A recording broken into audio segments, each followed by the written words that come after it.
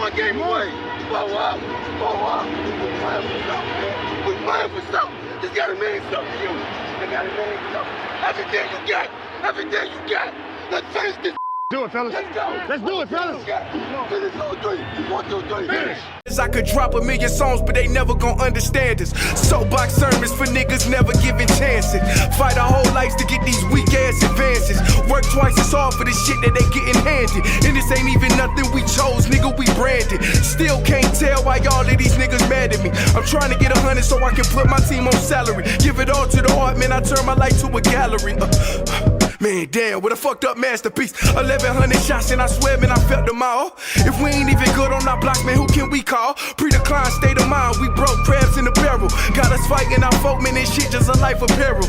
Well, Dick, here's the deal. I'm the best there is, plain and simple. I mean, I wake up in the morning, I piss excellence, and nobody can hang with my stuff. I'm just a big, hairy American winning machine. If you ain't first, you're last. Spitting out the chopper drum. Block. Yo, shot a slump. I bet they know that I'm a problem, huh? They can't believe what I blossom from. Ain't trying to bleed, grab a Glock or something. Better hide your shit when them robbers come. You get back though quick for a lot of funds. When you come from nothing, it be hard not to stunt. I remember Daily posted on that block for months. He seen everything, diaries of a soldier. Yo. What a day. What my day really, I got the day off, so it's gonna be a day for me anyways, because I ain't gotta work today, so you know what I'm saying? Yo, what's up, yo, how are we doing today, bro? How are we doing today? The Monday after, or the day after your team lose, gotta be a rough day. My team lost yesterday. We're gonna talk about that in a separate video. This is not the video where I'm breaking down. This ain't the show where I'm breaking down the games from yesterday. This is a quick show on the things that I saw from yesterday that stood out to me. I gotta come up with a different name for this. All the shows can't be kicking it with Saint. I haven't came up with a name for this one yet, but I'm thinking. But something, before we get started, and I'm gonna mention this on every video probably for the rest of the week, because this is my guy. This is one of my favorite Ravens of all time. Number 22, the real 22, Jimmy Smith, has officially retired a Baltimore Raven. I'm so happy. I love Jimmy Smith. He was one of my favorite Ravens. If he could have stayed healthy for the majority of his career, he would have been a Hall of Famer.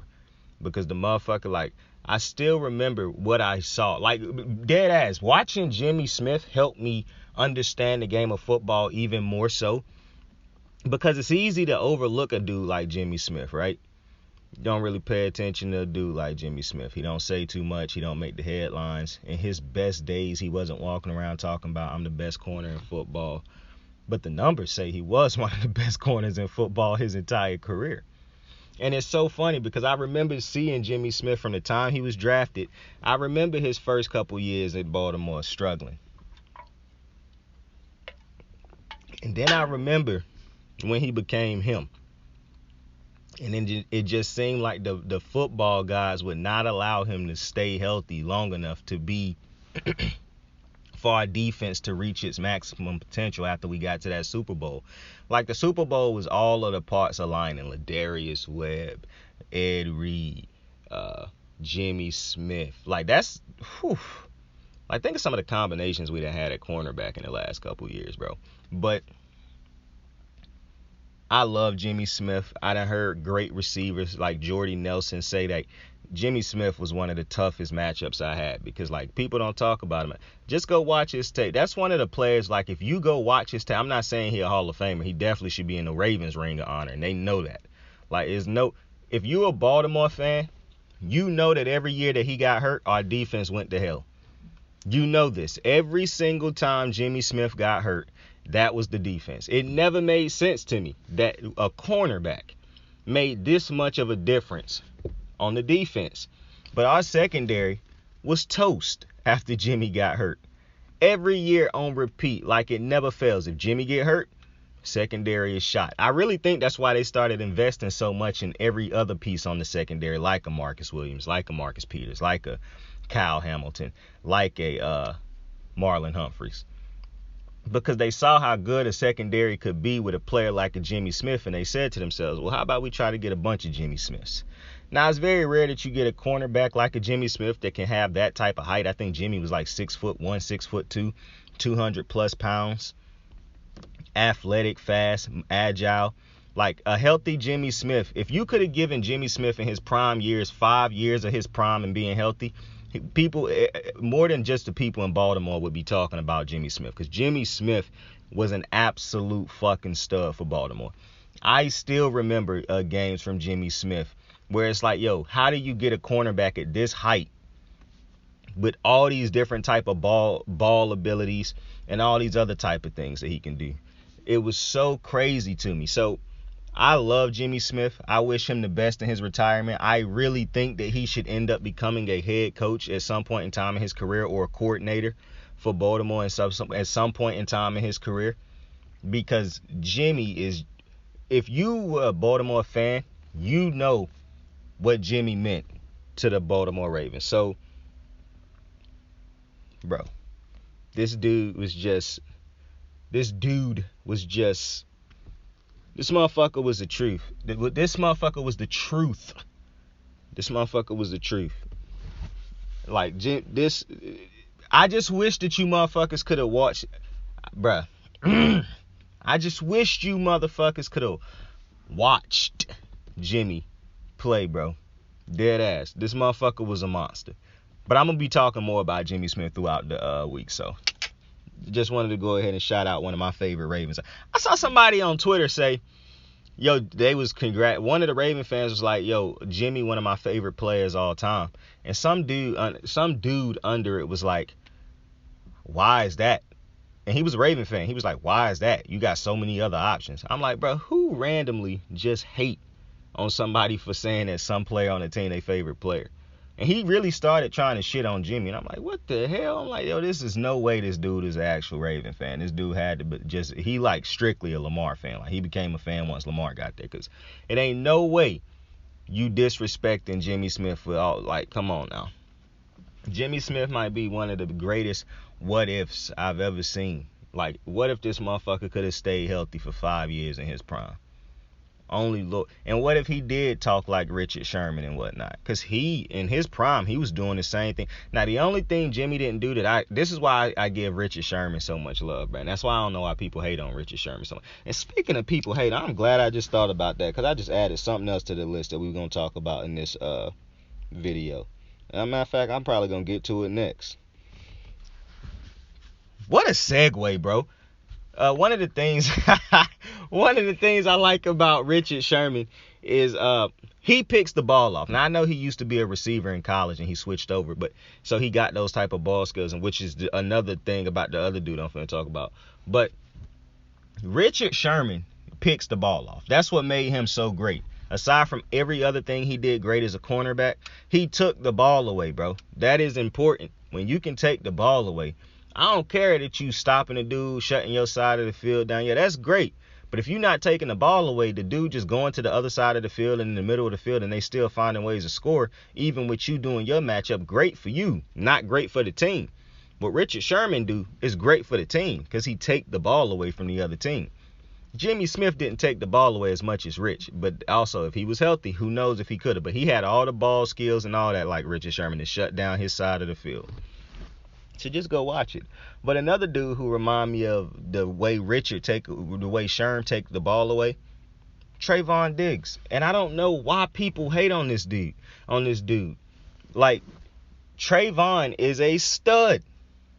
Like, I don't get it. It's like motherfuckers get great and then motherfuckers start to hate.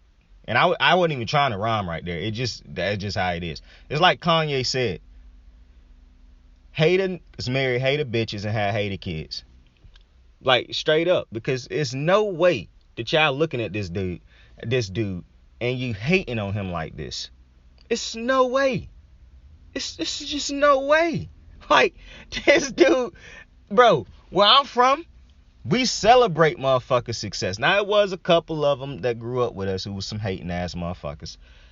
But most of the time, growing up, I was used to motherfuckers celebrating other motherfuckers, wanting to see other motherfuckers succeed. So I don't understand this notion of soon as Trayvon Diggs have a great year, motherfuckers now just start to hate him. Like, oh, he give up this many yards. And they even got the media buying into this shit, bro. Like, this is ridiculous. This is why I don't look at stats and shit like that. I watch what I watch with my eyes. I never expect a cornerback to go. Like, this is one of the things that's so funny to me. Every time a cornerback have a great year and start to become great, the thing that fans try to use to make it seem like that cornerback is bad is the yards they give up. Even though the stats is skewed. Because if a cornerback, let's say I run a slant, right? But the receiver is off coverage. They in a zone. So Richard Sherman is like 5 yards off of his man. Because the play call should recommend that this receiver go deeper than 5 yards, really. But for whatever reason, it's a 5 yard, they gonna run a slant. A 3 yard slant, a 2 yard step slant, whatever it may be. Once you run a slant, that is not the if you're running a off coverage, if we are playing in a zone, or it don't even have to be a full out zone, because some defenses ain't running a full out zone. They man up some people and they zone out the other in the linebacker. Just say the cornerbacks are in a zone, or even if they playing a man, but usually if you playing, they not in a press. Let's just say that they could be playing a man, but they off 5 yards to give them that 5. Either way, if they are not up on the dude pressing him, a slant route is not the cornerback's responsibility. That's the middle linebacker's responsibility. Or even the outside linebacker, whether it be the right or the left. Regardless, slants are not the responsibility of a corner. Because I'm only calling the slant. And matter of fact, the only reason a slant is going to score is if my linebackers cannot tackle. Because the slant is literally going right to the middle of the field. I.e., if I run a slant for a slot receiver or for the tight end, well, that more so falls on my safeties and my corners probably to come. Unless you got the smart play callers who will run that receiver on a vert and run a slant to the outside. Now, a linebacker is still responsible for that. Don't get it twisted. But what I'm saying is, while yes, a great cornerback going to be able to hop all over those slants and shit. The fact of the matter is, a lot of the fucking slants that you see a cornerback giving up, bro, most of the time, it ain't even like they giving up a whole bunch of slants throughout the whole game, because the defenders, the linebackers ain't playing far off enough coverage for you to just can run slants the whole game. But you do got those offenses that dink and dunk with the slants, because slants done basically become a dink and dunk type of mechanic now. And they only running that when the linebackers decide to drop back in coverage. Speaking of dropping back in coverage, I saw somebody tweet yesterday, why in the fuck do Patrick Queen even drop back in coverage at this point in time? But I'm switching subjects way too fast. I'm continuing on this cornerback one. So what I'm trying to say is, the yards that y'all try to blame on cornerbacks a lot of the times are not even yards that they are responsible for. And it's not yards that they should be responsible for. Especially if we play in a zone and that's not their zone. Why would a slant be my responsibility if my zone is the outside and up?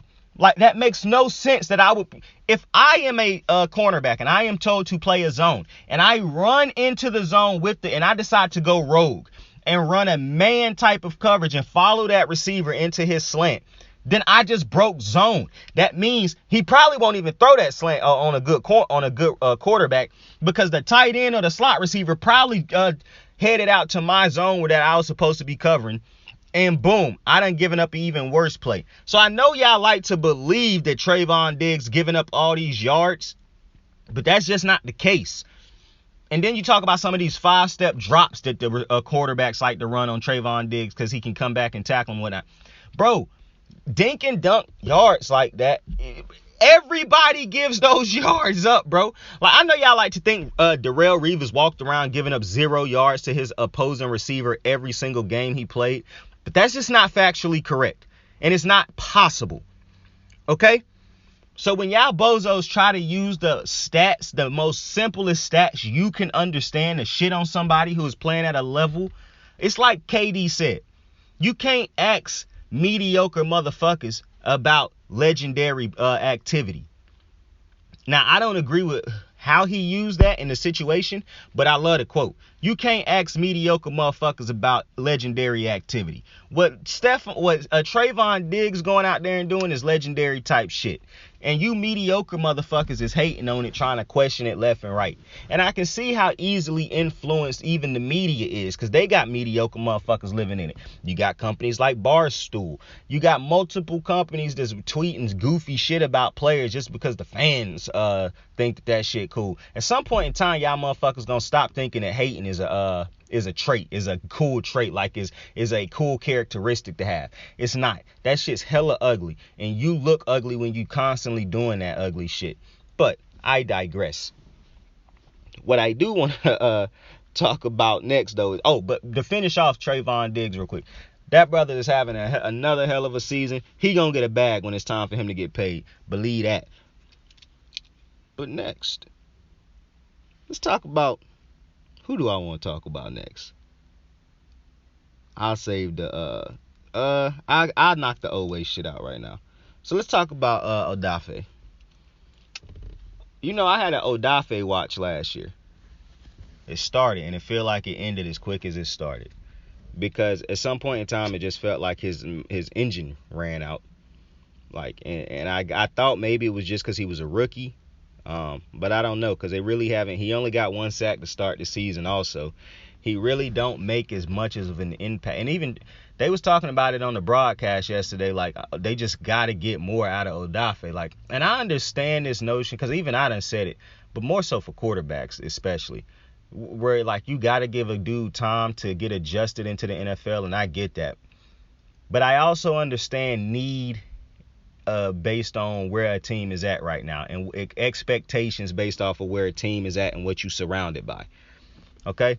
So, but I get it at this moment, because Odafe is not surrounded by a ton of great pass rushers at the moment. He's surrounded by dudes who were great pass rushers at one point in time, but the Ravens don't have a single pass rusher on their team right now that's a top tier pass rusher. Right now. Not legacy-wise. And that's a problem. Because if Odafe is your only pass rusher, teams can just double him. And if he's not even winning at a consistent rate anyways, why would they double him? Now they can just make sure nobody, they can have dudes set up on everybody. So I do think they got to figure something out. Like, I'm not really, I think maybe, I don't know right now, man. Odafe is a weird one. I do think you can still have better effort on the tackling. Like, Odafe got to the sack sometimes yesterday and didn't finish it. The overthinking, the not just finishing your tackles, finishing your sacks, finishing your plays, the motor running dry. You see, I'm going to tell you what's kind of funny. I remember how people talked about Jadeveon Clowney, right? They're like, yo, this dude right here, his motor run dry. He'll never put together two different he'll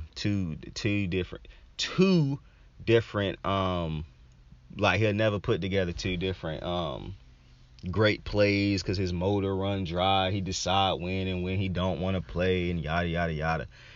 Yeah, I've never seen that in Jadeveon Clowney since he been in the league, but I do see that in Odafe. And I don't even think it's just that with him just not wanting his motor not running as much as it is. I don't even know if he have the moves to consistently win yet.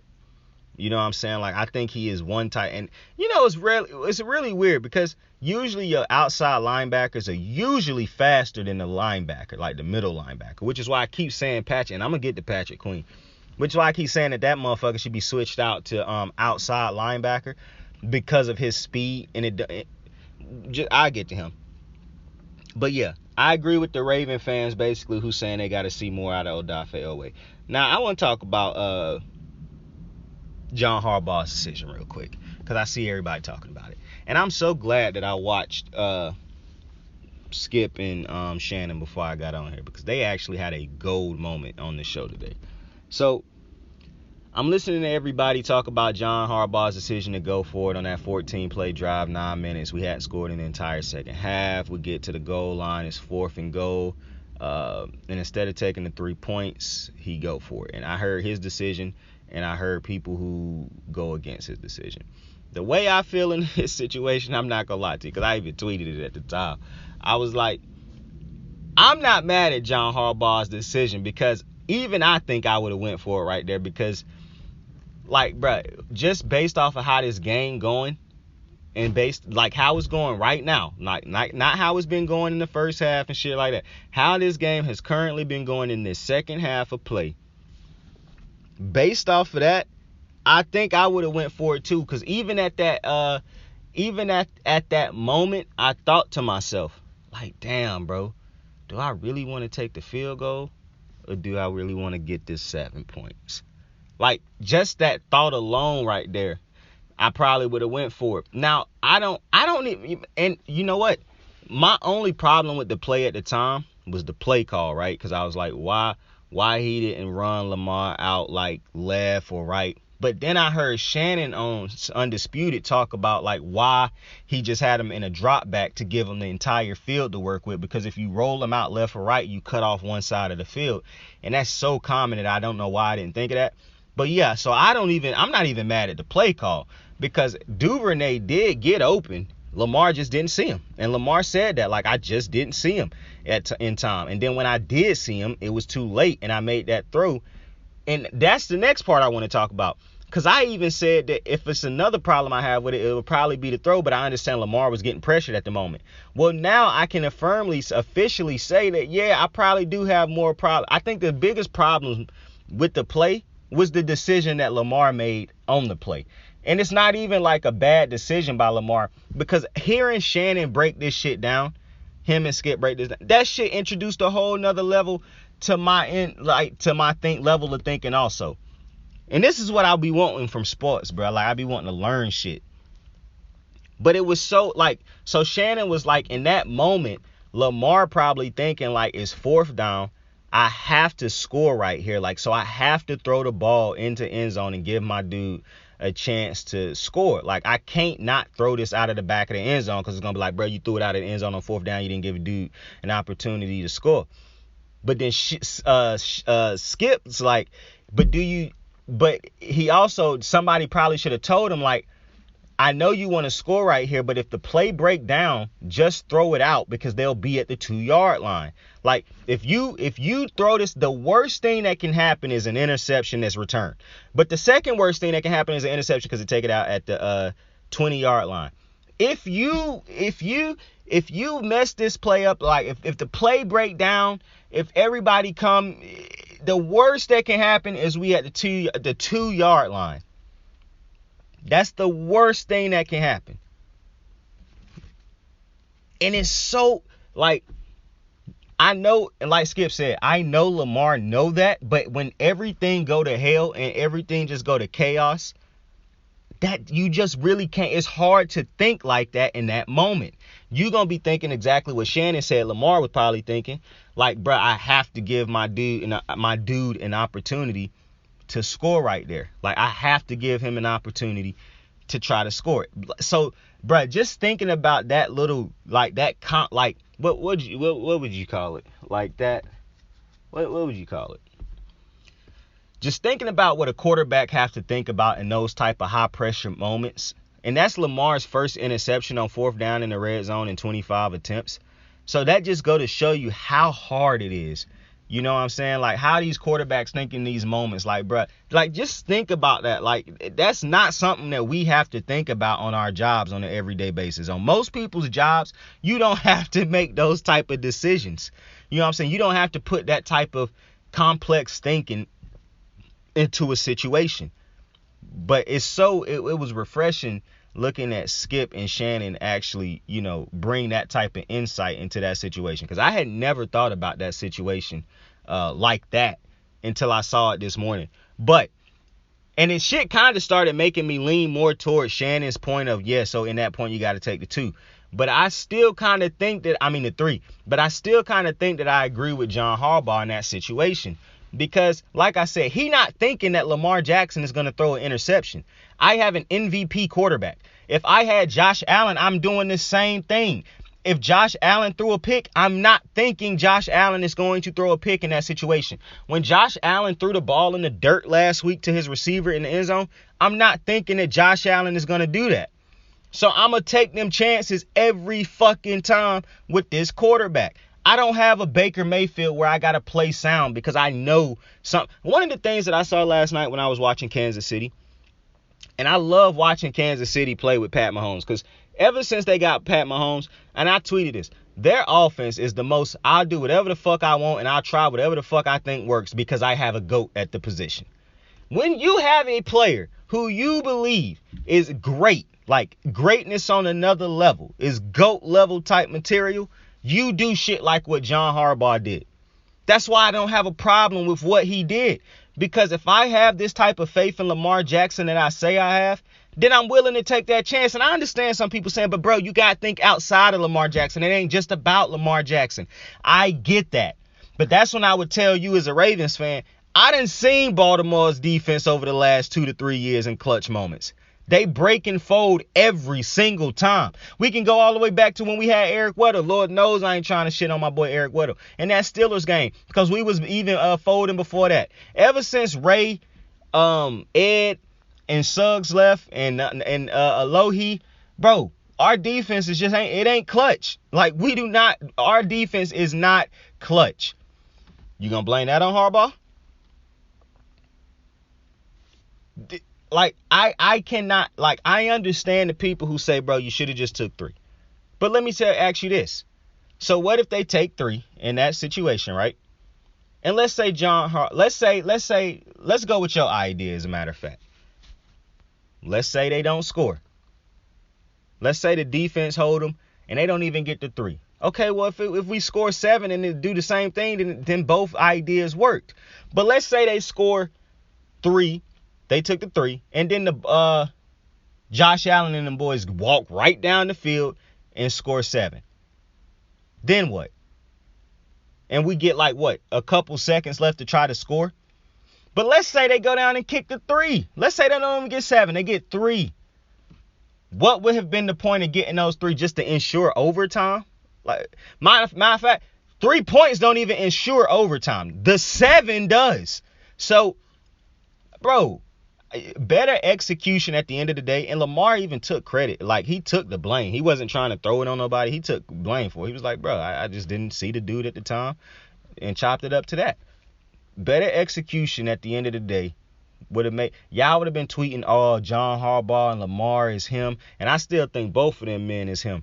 You ain't gonna never see me stop rooting for them. I think the Baltimore fans is rooting to get Harbaugh fired, bro. Y'all gotta calm down, bro. Y'all motherfuckers clearly ain't either never played for a team, or you clearly somebody I should never want on my team. Because if you willing to go this hard at John Harbaugh after all the great that he done for this organization and as a coach, then you're just stupid. It's teams out there who actually got bad head coaches, and y'all motherfuckers just trying to go at John Harbaugh. Like, come on, bro, stop it. And to Marcus Peters, I love Juice. Juice got to get them emotions under control. This ain't the type of situation where you should be snapping like this, my boy. Like, I really don't think this is that type of situation. You can't look at this and say, oh, bro, he didn't trust us on defense. Bro, he done seen what y'all done put on the field on defense for the last 2 years. You can't blame him for that. Just like you would, like Marcus Peters, he have to get them emotions under control better. Like, I can't, and for the bozos that's out there saying, yeah, Marcus Peters should have went at John Harbaugh. Listen, I can promise you it's no player in that locker room that's allowing him to go at John Harbaugh. I promise you that. Because for one, they not stupid. Harbaugh going to be there longer than Marcus Peters. 2, you don't let players go at great coaches. Yeah, we can have disagreements and things like that. But you do not let your great head coaches be berated. You don't let them be attacked and whatnot, because you know how great of a coach that is. You know what that man or that woman done meant to your career and what they could mean for your career. It's different when you got a bad head coach that motherfuckers not going to ride for. But I'm telling you from experience, players do not let great head coaches be attacked. That's why you see teams feel bad. Players feel bad when they let a coach like Rex Ryan get fired because they couldn't be better. Because they knew how great of a head coach he was to them, he maybe not was that great of a head coach to the outside world, but to them, they knew what he meant, especially defensive players. It wasn't a defensive player Rex Ryan couldn't make great. I mean, that's just facts. Rex Ryan never had a bad defense. That's just facts. So I see why they rolled for him the way they did. And you feel bad when you get a great head coach fired. It's just the nature of the business. Look at how many times players will pull players away. Like the incident that happened with New York a couple weeks ago, or like last week when Quentin Williams was going at his linebackers coach or defensive. I think that was the linebackers coach who he was getting real excited with. And the dude was pulling him away. And the one dude was like, it's all right, coach. It's all right. Don't even worry about it. Like one dude was like Malvin, basically reaffirming the coach, like, we good, coach. You good. Because you don't let your great head coaches, for one, you don't let them get attacked like that if you can stop it. Two, you don't let when a player start that, you don't let them continue it. You get them out the way to save their careers and to calm them down. And because you know the type of coaches that they'll let get attacked and the coaches that you're going to defend. And it's just a lot of these people showing me how bad they were at sports, or how poor their sportsmanship is, or the fact that they just have never been in an organized activity as far as a sports type thing, because it's ridiculous how often y'all switch sides and how quick y'all ready to go at somebody. And I'm all for players. Y'all know this is a player first type of show and channel. You know that. But I can't rock with Marcus Peters getting out. Listen, if your emotions is directed, outward somewhere, those emotions can't. I don't have a problem with him having those emotions. I'm not saying he can't act like that. What I'm saying is you can't direct them emotions towards your head coach. A damn good head coach at that. So that's my thoughts on the John Harbaugh situation. I'm not mad at nobody for who say they should take 3. Because like I said, in that moment, I even thought to myself, like, man, do I take the 3 right here, knowing what type of game this is, or do I take the 7 knowing what type of game this could end up being? You know what I'm saying? So, if you was willing to take the 3, shout out to you. I think I would have tried to do the exact same thing that Harbaugh did. And like I said, I thought originally that, it was a problem with the play call. It wasn't a problem with the play call, I don't believe. The fact of the matter is you got to chalk it up to poor execution, and the Bills won their matchups. They ended up getting the pressure that they needed to get to Lamar before he could see that open man. It is what it is. If Duvernay was a couple inches taller, maybe Lamar see him in time.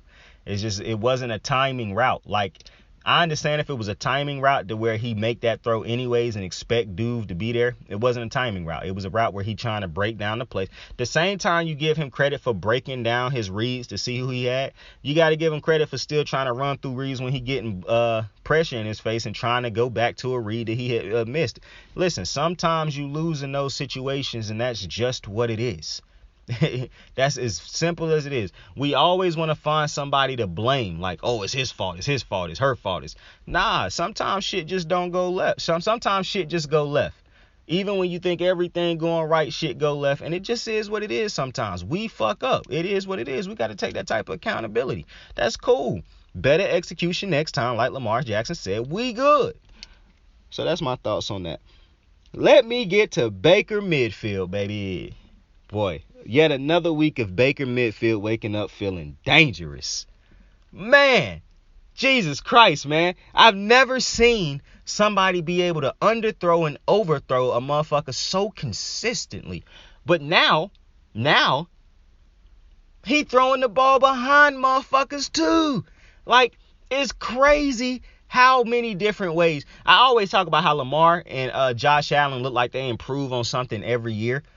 It's so crazy how Baker looked like he get worse at something every year. On a year-to-year basis, it feels like Baker find a new way to get worse at something. And I truly respect that about Baker Mayfield. And I told you last week that I really don't like calling him midfield because I feel like he is far worse than that. At this point, it should be Reggie, something like that. You know what I'm saying? Disrespectful type shit, respectfully. Because at this point, it's ridiculous how bad this man is. I told Panther fans how bad this dude was. I told them what they should expect when he got there. It's no way you make the only reason the media continued to sell y'all this false hope on Baker was because he was a white quarterback drafted number 1 who got a little bit of moxie in him. You know what I'm saying? Got a little bit of moxie in him.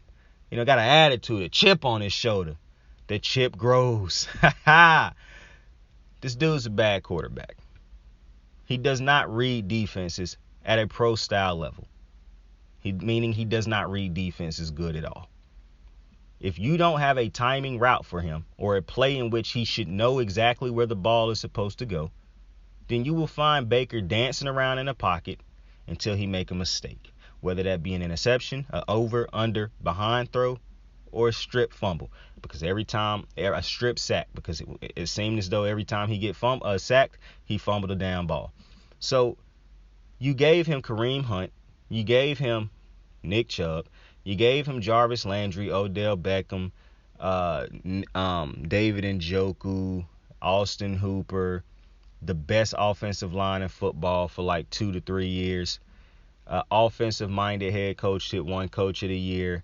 You gave him you gave him a good defense. The secondary do be bullshitting at times. Nonetheless, you gave him far more than a lot of different other great quarterbacks had at their disposal. And Baker Mayfield could never do anything more with that team than go 8-8 and let y'all motherfuckers down. And the one year that Kevin Stefanski came over there and had an unbelievable first year with that team, and Nick Chubb and Kareem Hunt carried them, you gave all the credit to Baker. So that was them, once again, motherfuckers like Skip Bayless, upping the expectations for you because they sold you a false narrative. Because Baker is not the reason why that team won that playoff game. He is not the reason that team got to that playoff game. He was just as much of a game manager as you motherfuckers call Alex Smith. But yet and still, he was traded to the Panthers because for some reason the Browns did him dirty. That's interesting. And then you go to not only, and it made sense that he would go to the Panthers because you see, the Panthers also went and got Sam Darnold. When you have two players in a draft, in which the two quarterbacks that was drafted first and third overall, but the third overall pick was still the second quarterback taken. So the first two quarterbacks taken high in that draft, but then the first three picks, one of them being the first pick, and they are being so severely outplayed by a quarterback that was taken like 7th or 9th or 11th. I can't remember Josh Allen's exact pick, and a Lamar 31st in the draft. You're getting outplayed by two dudes that was drafted in those positions by a landslide. How is it these two motherfuckers continue to get the chances that they get? Well, it's because they white quarterbacks. And of course, that had high expectations based off of false narratives or incorrect narratives. And now you get a Panthers organization that not only traded for Sam Darnold, thinking that was about to be the savior of the franchise, but then in back-to-back years, you go out and get Baker Mayfield, a motherfucker who was drafted before this motherfucker. Make that make sense. It's a terrible organization. I'll talk more about the Panthers on my next show. But yeah, Baker Mayfield, boy. The only reason I'm not finna really go deep into you, pause, is because we got the last topic of the motherfucking day. Boy, I couldn't wait to hop on this motherfucker. Matter of fact, let me do this real fast. Gotta be properly hydrated. Yo, I hate Brisk tea. That shit's nasty. Why are you drinking it? Because it was cold. I ain't got nothing else that was cold around me, you know what I'm saying? But this Brisk tea is definitely disgusting. I don't know how people, I know females, women, my bad. I know women who drink Brisk tea. I don't know how. I even know a woman who think Brisk tea is like the fruit of life.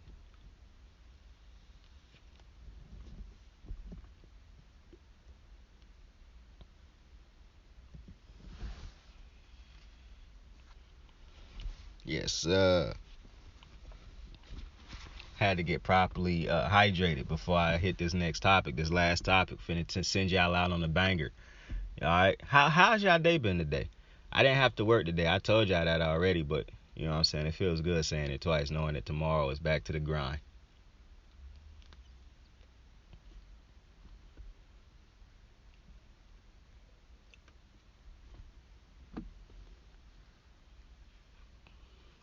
I respect people who can make a better living than me and work less. I really do.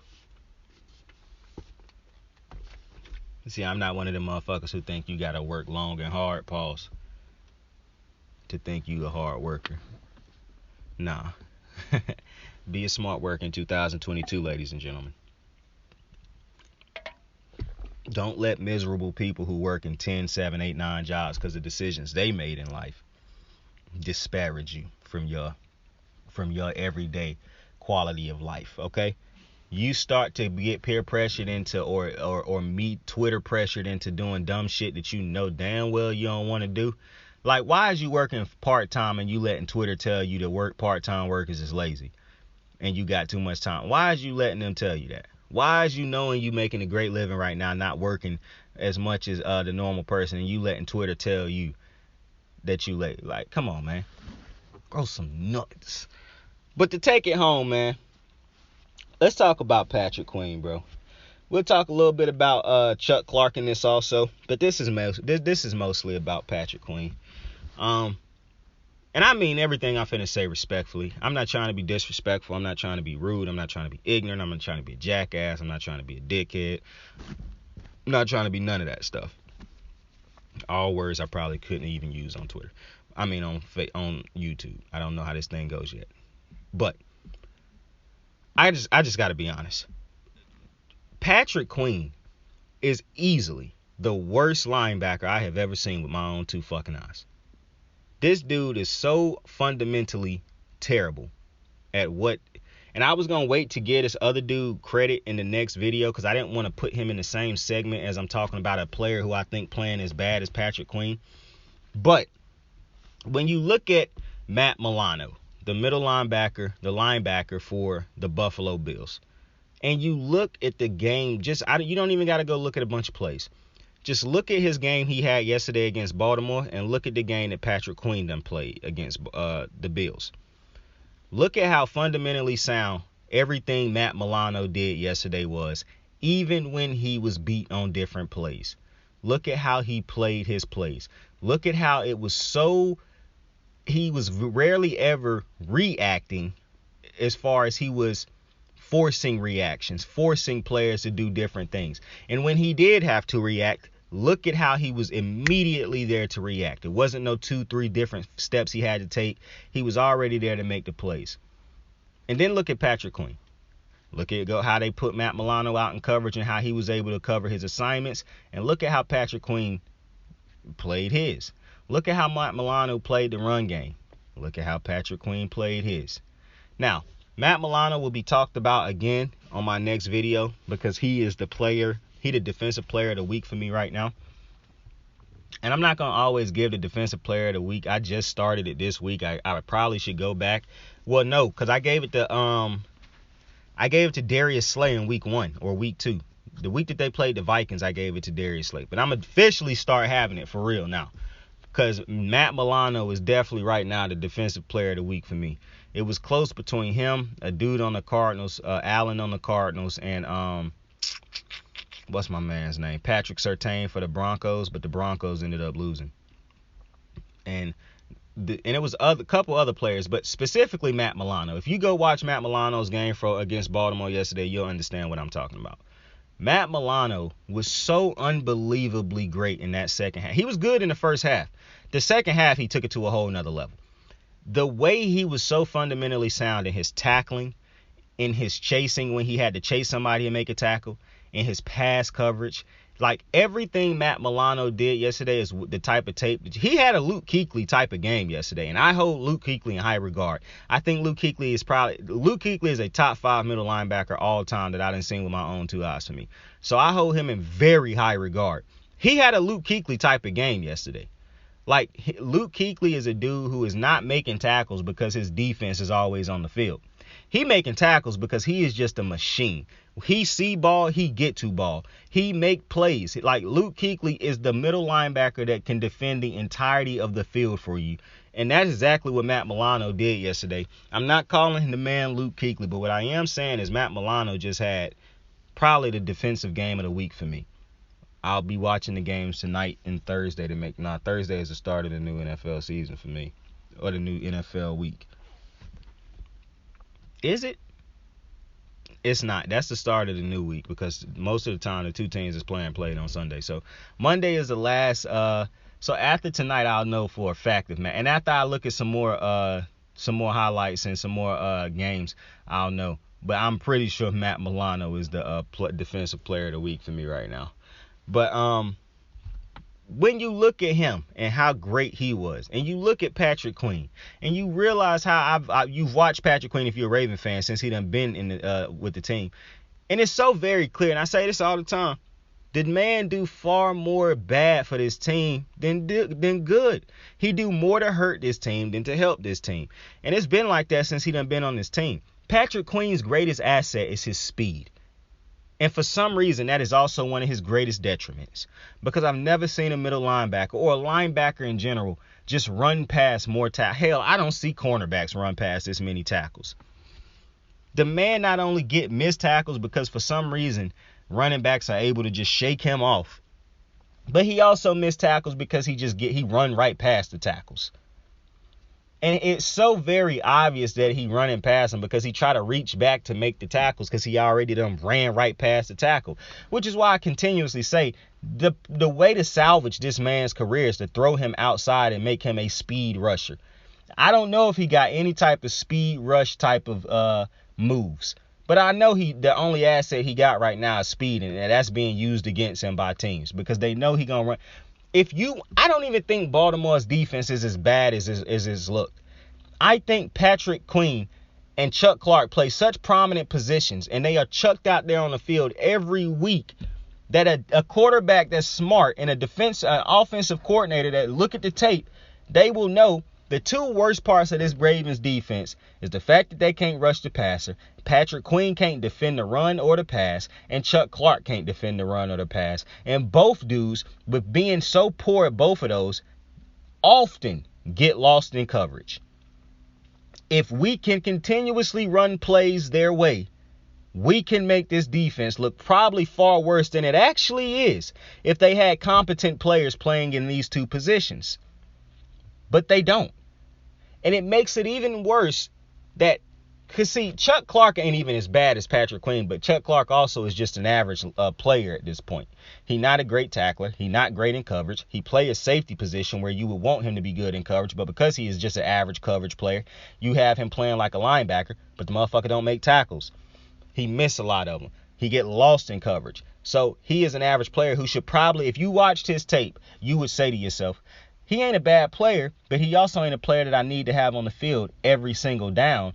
I can utilize him in different ways, but it would be no point to me having him on the field as a starter. You look at Patrick Queen's tape and you say, this dude right here would probably be the best middle linebacker in college football if I threw him on a college football team right now. But as I'm currently looking at this tape, he might be the worst middle linebacker I have ever seen with my own two eyes. Because this man he ain't big. You would say he got the athleticism, but at not one point in time in his career has that athleticism been used as a benefit to his career for an extended period of time. You can make a clean argument, an easy argument, that his speed, his greatest asset, is one of his worst assets because it's been used against him for the entirety of his career by himself because he liked to run past tackles. You could say he is atrocious in pass coverage. He ain't seen a coverage he won't get lost in. He don't tackle good. He got bad form on his tackles. When all else fails, he will try to throw his body at you like a hit stick and miss that tackle also. So now he risking injury on himself and somebody else, but also missing the tackle either way. And in the last 2 weeks, he done dropped 2 gift-wrapped interceptions that should have been interceptions that led to 6 points, probably in both games, but definitely in one of the other ones. And after he dropped both of them, plays later, the offense for the opposing team scored touchdowns. Patrick Queen does absolutely nothing fucking right, but he played one of the most important positions on an NFL field. And people love to undervalue middle linebackers because you got certain teams out there that's running so many cornerbacks on the field and shit like that. But you got a lot of, if you really go out there and look at a lot of these defenses, they have great linebackers and good linebackers defending the middle of the field, and the teams that don't usually getting lit the fuck up in the middle of the field. It's not a linebacker in the NFL, starting linebacker in the NFL right now that's as bad as Patrick Queen. For some reason, the Ravens didn't bring LJ Fort back. I do not understand that. And if he is back, he ain't played yet. So I'm very confused on that because LJ Fort, maybe he just ain't the same player he was before the injury, but he is a far and away better linebacker than Patrick Queen. I done been critical of Blake Martinez on here because I don't think Blake Martinez is actually that great. I think he had a lot of tackles because the Giants offense is so bad that he was always on the field. But he is better than Patrick Queen because he tackles so much, he knows how to tackle. Patrick Queen, for some reason, is a fucking middle linebacker that don't know how to fucking tackle, and that just don't make no sense to me. Like I said, look at Matt Milano's form. Look at how Patrick Queen's form is when he's trying to tackle people. It make no sense that Baltimore keep trotting this motherfucker out there on the field on a weekly basis. But like I said, that just tells me that they don't have a replacement for Patrick Queen, which is even scarier that you don't have a player that is far and away the worst middle linebacker in the NFL, and you don't have anybody on your bench that could play anywhere near as good as him. That's a problem. Because like I said, Patrick Queen, and I'm not trying to be a dickhead. I'm not trying to be mean or nothing like that. But if you watch the tape on a week-to-week basis, nothing I'm saying is a lie. Like, I have not said anything that is a lie. And Patrick Queen getting mad at motherfuckers on Twitter and shit, getting in his feelings and shit like that, I don't give a fuck about that. Because the fact of the matter is, motherfuckers ain't making this up. Patrick Queen has really been this bad, and he living on the hype of dudes around him and that play that he had in college at LSU. Because, you know, you have situations where, and I probably done said this already, but a lot of times, average players look better when they are around great players. Patrick Queen has looked just as bad around great players. So, like, he's looked atrocious around, like, he stand out in the worst ways around other Pro Bowl players. So imagine how much worse he would look if he didn't have some of the Pro Bowlers he got. I don't know how great Josh Bynes is. I know he done been great for Baltimore in his last 2 years for us. He got hurt yesterday, so I hope he all right. I don't really know how great he might be compared to a lot of the other linebackers in the league. But I do know how great he looked when he lined up beside Patrick Queen. Because you got a linebacker who might not be great, but he already fundamentally sound. He know how to drop back and play in the coverage. He know how to move from his left to his right soundly. He know how to react when he is not able to make the play immediately. He know how to react in a way to put himself in position to not give up extra yardage. He knows how to tackle. So I don't know if Josh Bynes is actually as good as he looked. But I know he looked way better than he probably is because he lined up against somebody who is so far and away worse than he actually than he is. Because Patrick Queen, it's not hard to look like it. That's what I'm saying. Maybe LJ Fort is not as good as I think he is. I just know he looked phenomenal when he was lined up beside Patrick Queen. Because you look at how bad Patrick Queen is. And like I said, if you think I'm lying, I'm not a big stat person. You can easily go look at Patrick Queen's stats, bro. Go easily look at the plays and do the deep dive. Patrick Queen is not an NFL middle linebacker. I don't think he's an NFL linebacker, period. But I know for a fact he ain't no middle linebacker in the NFL right now.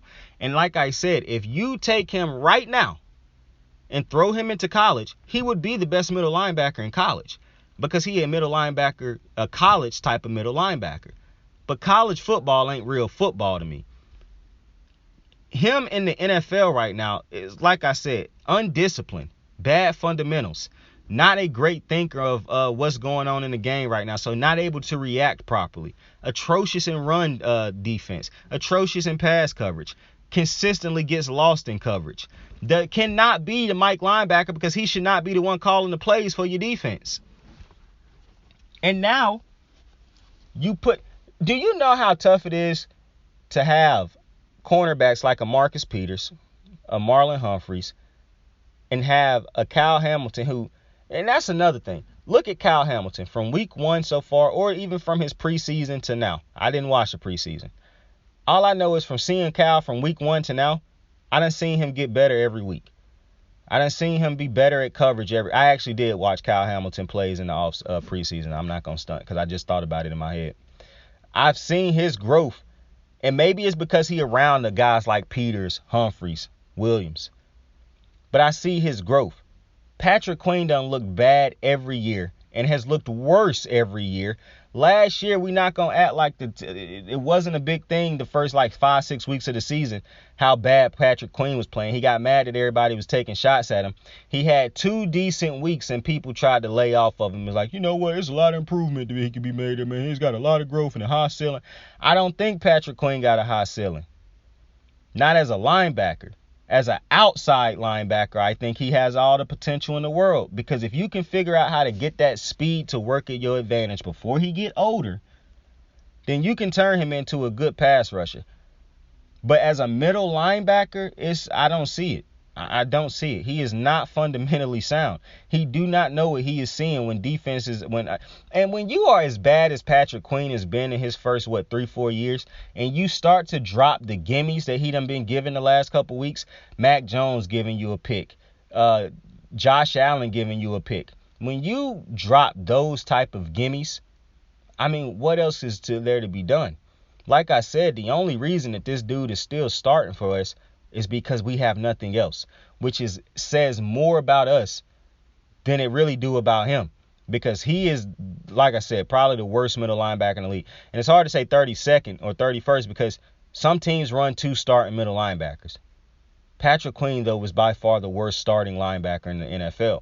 And the fact that Baltimore cannot put another linebacker on the field to replace him, that is any...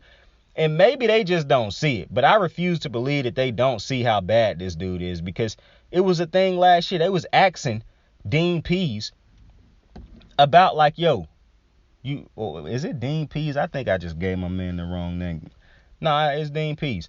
They was asking him like, yo, about Patrick Queen and how bad Patrick Queen done played. And he even addressed that Patrick Queen can be better and got to be better.